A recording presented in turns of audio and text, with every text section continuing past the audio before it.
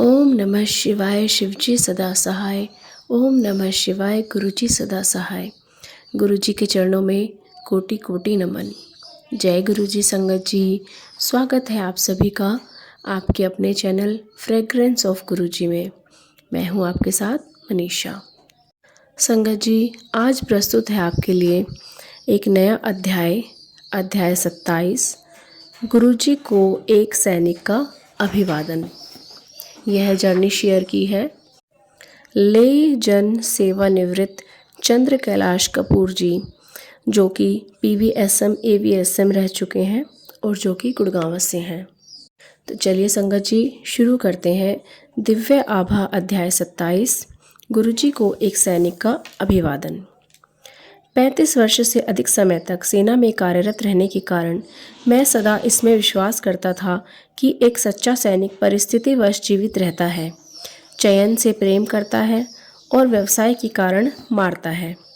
अपने जीवन की संध्याकाल में ही मुझे यह आभास हुआ कि मानवीय बुद्धि और भौतिक ज्ञान से आगे दिव्यता का अपार संसार है। आध्यात्मिकता के इन नए किंतु रोचक क्षेत्रों का अनुभव मेरे लिए एक सुदूर स्वप्न था, पर मार्च 1999 के द्वितीय अर्ध में मेरे जीवन का मार्ग बदल गया। गुरुजी के कमल चरणों में मेरे घर से कुछ ही दूरी पर हिमालय की गुफाओं में घोर तपस्या किए बिना ही मुझे अकल्पनीय दिव्यता का स्वरूप प्राप्त हुआ। मैंने गुरुजी के बारे में अपने एक घनिष्ठ मित्र लेजन सेवानिवृत्त काहलों से सुना था। गुरुजी की दया से उनकी पत्नी का गठिया रोग समाप्त हो गया था। आश्चर्यजनक रूप से आदि शक्ति श्री गुरुजी का आशीर्वाद प्राप्त करने का सौभाग्य मुझे 4-5 वर्ष के उपरांत ही प्राप्त हुआ। सेना के ही एक अधिकारी मार्च 1999 के अंत में मुझे गुरुजी के पास ले गए। तब से मेरे जीवन के अनेक क्षेत्रों में परिवर्तन आया है। गुरुजी के प्रथम दर्शन के पश्चात मेरा परिवार तेजोमय गुरुजी के संरक्षण में भाग्यवान रहा है। मैं दृढ़तापूर्वक कह सकता हूँ कि गुरुजी शिव के अवतार हैं, जिनके पास विशेष रूप से इस कलयुग में विधाता द्वारा सब नश्वरों के समस्त कष्टों का निवारण करने का उत्कृष्ट कोश है। यह समझ लेना चाहिए कि गुरुजी न केवल इस ग्रह के कठिन से कठिन असाध्य रोगों को समाप्त करने की अद्वितीय क्षमता और अद्भुत शक्ति रखते हैं, अपितु शिव की भांति वह वैद्यनाथ है। रोगों का नाम लेते ही वह उसका उपचार अपनी अनोखी पद्धति से करते हैं। उनके कमल चरणों में समर्पण करते ही यह कार्य स्वयं ही आरंभ हो जाता है। पंजाब, हरियाणा, राजस्थान, दिल्ली, पूरे भारत और विश्व में उनके लाखों अनुयायी इसका प्रमाण दे सकते हैं। मेरी सेवानिवृत्ति के बाद अनेक अवसरों पर मुझे उनके स्पर्श मात्र से ही आशीष प्राप्त हुआ है। उस समय भी जब जीवन की सर्वाधिक सच्चाई मृत्यु मुख खोले मेरे सामने खड़ी थी। मधुमेह रोग से ग्रस्त मेरी पत्नी सुशीला को भी गुरु कृपा की प्राप्ति हुई है। गुरुजी ने उसके दर्शन के प्रथम दिन ही उसे हाथ भरकर लड्डू और मिठाई प्रसाद दिया और उसके मधु की मात्रा घटकर केवल 107 रह गई। प्रायः भोजन करने से पूर्व उसकी मधु की मात्रा 200 से अधिक रहती थी। इस बार जब परीक्षणों में उसे मधु की घटती हुई मात्रा के परिणाम आए तो मुझे सहसा अपनी आंखों पर विश्वास नहीं हुआ। गुरुजी के दिव्य आशीष का यह प्रत्यक्ष प्रमाण था। जय गुरुजी। सितंबर 2002 में मेरे वक्षस्थल में बहुत पीड़ा हुई और मुझे बाईपास शल्य क्रिया करवाने का परामर्श दिया गया। दिल्ली स्थित रेफरल और रिसर्च चिकित्सालय से मैं सीधा गुरुजी के पास गया। उन्होंने कहा, यद्यपि मुझे स्टेंट की आवश्यकता नहीं है, दूरदर्शिता से मुझे शल्य क्रिया एस्कॉर्ट में करवानी चाहिए। उन्होंने मुझे एक ताम्र लोटा लाने को कहा, जिसे उन्होंने अपने हाथों से अभिमंत्रित किया। उन्होंने मुझे और मेरी पत्नी को उसमें से प्रतिदिन प्रातः खाली पेट जल पीने को कहा। उस दिन से हम दोनों उसमें से जल पीते आ रहे हैं। कठिन प्रतीत होने वाले हृदय रोग की चिंता से मैं मुक्त हो चुका हूँ। जय गुरुजी। भक्तों की सुनामी से रक्षा। मैं एक अन्य अविस्मरणीय संदर्भ की ओर ध्यान आकर्षित करना चाहता हूँ। 2004 के शीतकाल में गुरुजी ने जालंधर जाने से पूर्व सेवानिवृत्त सैनिकों को आशीर्वाद देने की आकांक्षा व्यक्त करी। मैंने गुरुजी को बताया कि राष्ट्रीय राजधानी क्षेत्र में बहुत अधिक सेवानिवृत्त सैनिक नहीं होंगे, तो क्या उस अवसर पर सेवारत सैनिकों, जो राष्ट्र के अमूल्य मानव संसाधन हैं, को भी बुला लिया जाए। सदा की भांति उदार हृदय गुरुजी ने हामी भरकर कहा कि तिथि और स्थान के बारे में वह बाद में बताएंगे। कुछ दिनों के पश्चात जब मैंने गुरुजी से पुनः इसका उल्लेख किया तो उन्होंने मुझे श्री प्रेम सिंह, सिंगापुर में भारत के भूतपूर्व राजदूत के साथ छतरपुर मंदिर के निकट एक स्थान का निरीक्षण करने को कहा। हम गुरुजी के एक अन्य अनुयायी श्री क्लेयर के विस्तृत फार्म हाउस पर रात्रि में 11 बजे गए। वह अति उपयुक्त स्थान था। प्रेम सिंह और मैंने वापस आकर गुरुजी को समारोह के लिए पूर्ण योग्य स्थान बताया। गुरुजी ने मुझे स्पष्ट कर दिया था कि मैं अपना ध्यान केवल सेवारत और सेवानिवृत्त सैनिकों पर केंद्रित रखूं।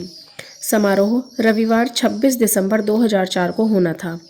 कई भक्तों ने बाहर Thailand, Malaysia, Bangkok, Kuala Lumpur, Andaman और निकोबार, गोवा आदि रमणीय समुद्र तटों पर छुट्टी के लिए जाने की योजना बनाई हुई थी।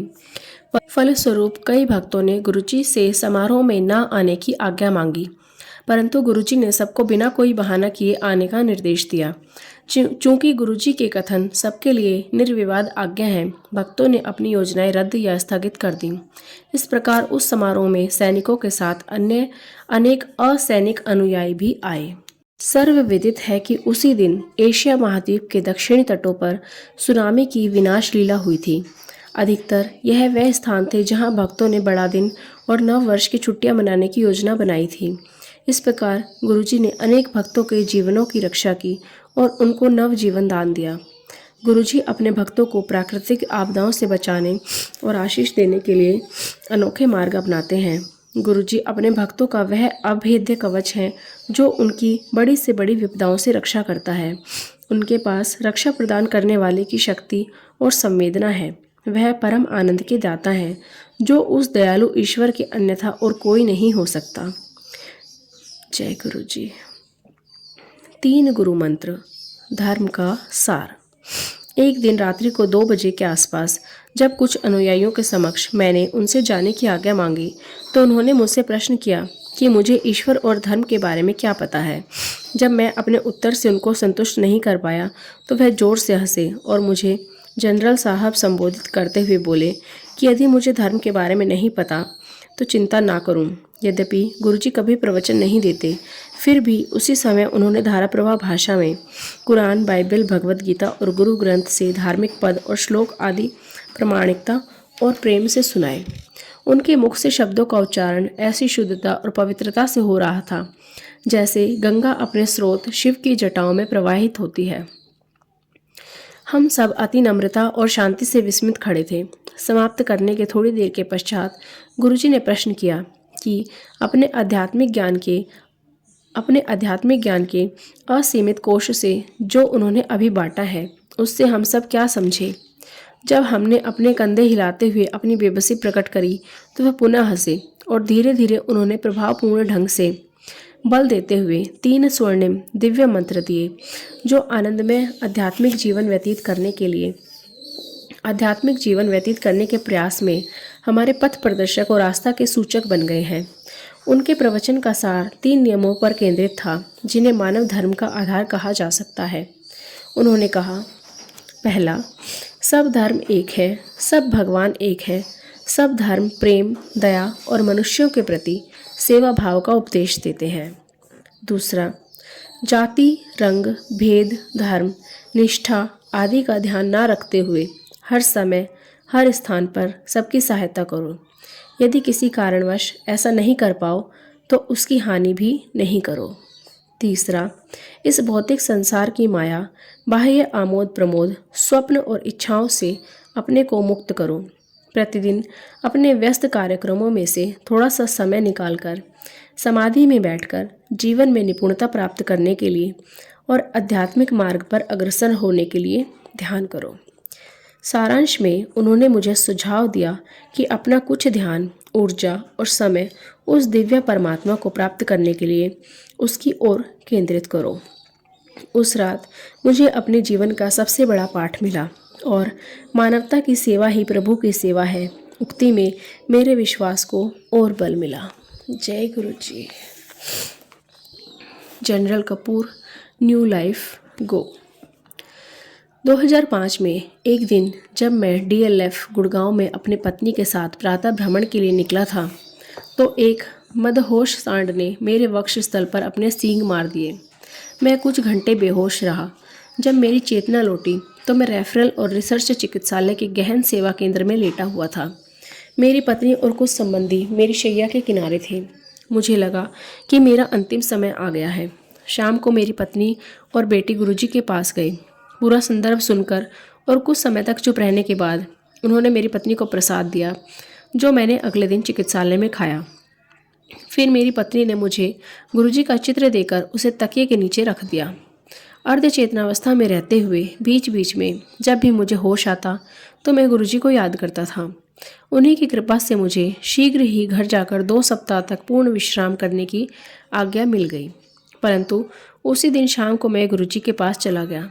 उन्होंने मुझे आशीर्वाद दिया और बोले, जनरल कपूर, न्यू लाइफ गो। घर लौटते हुए मैंने अपनी पत्नी को कहा कि गुरु कृपा से मुझे कुछ नहीं होगा। जय गुरु जी। इस घटना का वर्णन करते हुए मुझे एक अन्य प्रसंग याद आ रहा है। जब मार्च 1999 में मैंने पहली बार दर्शन किए थे। बैठने के कुछ ही देर बाद उन्होंने मुझे अपने पास बुलाया और प्रश्न किया कि मैं उनके बारे में कब से जानता हूँ। मैंने उत्तर दिया कि 1995 से। उन्होंने शरारती मुस्कान देते हुए पूछा कि मैं उस समय क्यों नहीं आया। मैं निरुत्तर था और मुझे कुछ कहना सूझ नहीं रहा था।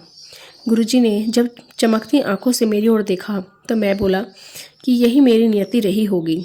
गुरुजी फिर बोले कि यदि मैं उस समय आया होता तो संभवतः मुझे अधिक लाभ अवश्य मिलता, किंतु जीवन की उस अवस्था में वह समय उचित नहीं था। जय गुरु जी। मुझे पाठ मिला कि गुरु कृपा उचित समय आने पर ही मिल सकती है, जो हमारे पूर्व या वर्तमान जन्मों के कर्मों पर निर्भर करता है। उनके पास आकर देवत्व के द्वार खुल जाते हैं। एक दिन दिसंबर 2005 में संगत के पश्चात मैं गंभीर रूप से बीमार हो गया और श्वसनक ज्वर होने की अवस्था में मुझे RR चिकित्सालय ले जाया गया। मेरे सिर और पूरे शरीर में अति तीव्र वेदना हो रही थी। ज्वर 104 डिग्री तक पहुंच गया था और किसी भी प्रकार की औषधियों से उतरने का नाम नहीं ले रहा था। यद्यपि चिकित्सालय के उप कमांडेंट मेरे मित्र थे और मेरा वहाँ के गहन सेवा केंद्र में बहुत ध्यान रखा जा रहा था, यह ज्वर अजेय शत्रु सिद्ध हो रहा था। एक बार पुनः मैंने गुरुजी से, जो सदा मुझे विपत्तियों और वेदना से मुक्त करते आए हैं, विनती करी। मुझे याद है कि चिकित्सालय में जब मैं इस ज्वर से लाभान्वित हो रहा था, रक्षा विभाग के कुछ अधिकारियों और अन्य अनुयायियों ने गुरुजी के कहने पर उनको गुड़गांव में सम्मानित करने के लिए दिसंबर 2005 के एक रविवार को समारोह का आयोजन किया था। सैनिक चिकित्सालय में एक निमोनिया के लाभान्वित होते हुए रोगी को, जिसका जीवन रक्षक यंत्रों के माध्यम से उपचार हो रहा है, बाहर निकलना अत्यंत कठिन है। क्योंकि मैं गुरुजी के दर्शन करने को उत्सुक था, मैंने चिकित्सकों से जिद्दी बच्चे की भांति समारोह में कुछ घंटों के लिए बाहर जाने के लिए विनती करी और समारोह के उपरांत वापस आने का वचन दिया। मेरे आश्चर्य का ठिकाना नहीं रहा जब मुझे संपूर्ण संगत की ओर से गुरुजी को पुष्पमाला पहनाने को कहा गया। उसके बाद मैं उनके प्रेम में डूब गया। जब गुरुजी ने मुझे अपने ग्लास से पानी पीने के लिए नारियल का जल दिया, मैं अपने को संभाल नहीं पाया और मेरी आंखों से अश्रुधारा बह निकली। मैंने उस ग्लास को अपने मस्तक से स्पर्श किया और उसका पूरा जल जो गुरुजी पी रहे थे, मैं पी गया। मैंने अपनी प्यास, आत्मा की अनंत प्यास बुझा दी। इससे पहले मैंने कभी भी उस जल से स्वादिष्ट कुछ नहीं चखा था। मेरे लिए वह उनके अपार स्नेह का अमृत था। समान स्वरूप मैं उनको केवल अपने भाव विवल मनोभावों की हार भेंट कर सकता था। कहने की आवश्यकता नहीं है कि मैं आशा से कहीं अधिक शीघ्रता से स्वस्थ हुआ और अपने सब कार्य सामान्य रूप से करने लगा। इन सब चमत्कारों ने सिद्ध कर दिया कि गुरुजी एकमात्र परम सत्य हैं। वह अपने अनुयायियों से केवल संपूर्ण समर्पण की आशा करते हैं। संपूर्ण समर्पण का अर्थ है संपूर्ण निवारण और असंपूर्ण समर्पण का अर्थ है असंपूर्ण निवारण। गुरुजी ने मेरी पुत्रियों पूजा और आरती को भी आशीर्वाद दिया है। उन्होंने मेरी बड़ी बेटी पूजा के लिए एक सुयोग्य वर भी बताया था, जिससे विवाह कर वह सुखपूर्वक जीवन व्यतीत कर रही है। उन्होंने मेरी पत्नी को अमेरिका घूमकर आने को कहा, यद्यपि वह उस समय मात्र स्वप्न था। हमने कहा कि आरती तो घाना में है, किंतु उन्होंने जोर डाला कि हम अमेरिका यात्रा पर जाएं। कुछ ही दिनों में आरती ने फ़ोन पर बताया कि वह गर्भावस्था में है और वह सब शीघ्र ही न्यूयॉर्क जा रहे हैं, जहां उसके पति को एक नया काम मिल गया है। बिना किसी हिचकिचाहट के मैंने उनको वहां जाने को कहा और यह भी बताया कि उसकी मां समय पर वहां आ जाएगी। गुरुजी के आशीर्वाद से हम 3 बार अमेरिका गए और वहां पर अत्यंत मनोरम समय व्यतीत किया। अपनी पहली अमेरिका यात्रा पर अकस्मात मेरी पत्नी को मधुमेह के कारण चिकित्सालय में प्रविष्ट कराना पड़ा था। मैं अपनी पत्नी को शीघ्र स्वस्थ करने के लिए गुरुजी से विनती करने गया। मेरी बात सुनकर उन्होंने मुस्कुराकर मुझे चिंता मुक्त रहने को कहा और यह भी बताया कि वह शीघ्र ही घर आ जाएंगी। उनकी दया से 2 दिन के पश्चात ही वह घर आ गई। जय गुरुजी। कमल चरणों में। गुरुजी की पवित्र अनुकंपा से अंधे देख सकते हैं, लंगड़े नृत्य कर सकते हैं, जनन शक्तिहीन को संतान हो सकती है, मानसिक और शारीरिक रोगियों की मुस्कान लौट सकती है और वह पुनः जीवन का आनंद उठाना आरंभ कर देते हैं। उन्होंने अपने अनुयायियों को एड्स, कैंसर और हृदय के रोगों से मुक्त किया है। चिकित्सालयों में जीवन रक्षा उपकरणों पर रह रहे रोगियों को नवजीवन प्राप्त हुआ है। इस कलयुग में शिव अवतार के अन्यथा कोई और शक्ति सादी सी चाय और लंगर के रूप में प्रसाद से अपने भक्तों का भला नहीं कर सकती। उनके भक्त अत्यंत विश्वास से अपनी समस्त समस्याओं से मुक्त होने के लिए यह प्रसाद संगत में ग्रहण करते हैं और सत्संग सुनते हैं। मेरे जैसे सैनिक के लिए पीड़ित, विकलांग, जरूरतमंद, वंचित और योग्य परंतु अक्षम, विलक्षण किंतु भयभीत की सहायता का ब्रह्मास्त्र उनको गुरुजी के मंदिर का द्वार दिखाना है।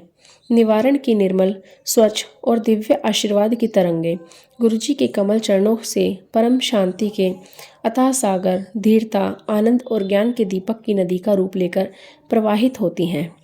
हमारे सुकर्म और अनदेखे भविष्य के कारण हम आदरणीय गुरुजी की पवित्र अनुकंपा प्राप्त कर सकते हैं।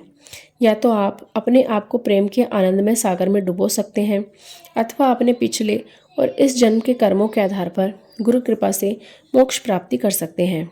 केवल पूर्ण समर्पण करने मात्र से इस विशाल सागर में डुबकी लगाकर प्रत्येक जन्म में गुरुजी की छत्र छाया का अनुभव कर सकते हैं। आज मेरा पूरा संसार गुरुजी के इर्द गिर्द ही घूमता है, जो न केवल परमात्मा है अपितु मोक्ष प्राप्ति के मार्ग में समस्त बाधाओं को दूर करने वाले अभिभावक हैं। मेरे जैसे नश्वर के लिए उनकी स्फूर्तिदायक सुगंध और उनकी उपस्थिति प्रेरणा के स्रोत है। पूजनीय गुरुजी सर्वशक्तिशाली, सर्वज्ञाता और सर्वत्र विद्यमान है। उन्हें अपने सब भक्तों के भूत, वर्तमान और भविष्य का ज्ञान है। वह परमात्मा की भांति अपने समस्त अनुयायियों की धार्मिक उन्नति और दिव्य आनंद की प्राप्ति में सहायता करते हैं। उनके चमत्कार उन्हीं के लिए होते हैं जो उनमें विश्वास रखते हैं। भव सागर पार करने के लिए अच्छे कर्मों से स्फुटित होती सकारात्मक किरणें और सादर गुरुजी में अविचल आस्था बनाए रखने की आवश्यकता है। सबसे अधिक महत्वपूर्ण है मेरे जैसे सैनिक और योद्धा बनने का अविरल प्रयास, जो निर्वाण के अनजान क्षेत्रों से होकर जाते हुए कठिन मार्ग पर आ रही समस्त बाधाओं का सामना करने का साहस दे। अत्यंत नम्रता से मैं परम पूजनीय आदरणीय गुरुजी के कमल चरणों में नमन और उनका अभिवादन करता हूँ।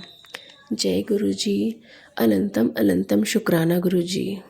तो संगत जी, कैसा लगा आज का अध्याय? कमेंट करके हमें ज़रूर बताइएगा। अगर आप भी अपना सत्संग हमारे साथ शेयर करना चाहते हैं तो हमें डिस्क्रिप्शन बॉक्स में दिए गए व्हाट्सएप नंबर या ईमेल आईडी पर अपना सत्संग रिकॉर्ड करके भेज सकते हैं। चलिए संगत जी, आज के अध्याय की समाप्ति करते हैं गुरुजी के मंत्र जाप के साथ। आप भी कीजिए। ओम नमः शिवाय, शिवजी सदा सहाय। ओम नमः शिवाय, गुरुजी सदा सहाय। ओम नमः शिवाय, शिवजी सदा सहाय। ओम नमः शिवाय, गुरुजी सदा सहाय। ओम नमः शिवाय, शिवजी सदा सहाय। ओम नमः शिवाय, गुरुजी सदा सहाय। जय गुरु जी। गुरु जी अपनी कृपा का हाथ अपने संगत परिवार पर सदैव बनाए रखें। जय गुरु जी। शुक्राना गुरु जी। अनंतम अनंतम शुक्राना गुरु जी।